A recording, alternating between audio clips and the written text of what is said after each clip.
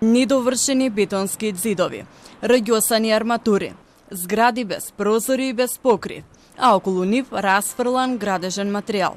Вака 6 години стојат неизградените како карабини згради во кругот на УКИМ. Во овие две згради требаше да учат студентите од Факултетот за информатички науки и компјутерско инженерство и Факултетот за физичко образование, спорт и здравје, кои се уште студираат во подпросечни услови. Изградбата на овие згради задмена започна во 2015 година, но запре во 2019 година. И од тогаш стојат така, недовршени и небезбедни.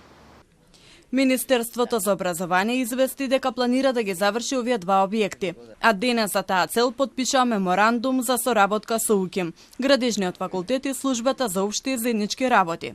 Тие известија дека е формирана работна група што ќе направи увид на терен. Ќе ја провери документацијата и ќе го дефинира начинот на кој ќе ја продолжи градбата. Заедно ќе извршиме увид во физичката состојба на објектите, ќе направиме преглед на расположивата инвестициско-техничка документација и дефинирање на начинот на кој би се продолжила изградбата во согласно со потребите на крајните корисници. Целта е до крајот на годината да се распише тендер за доградба.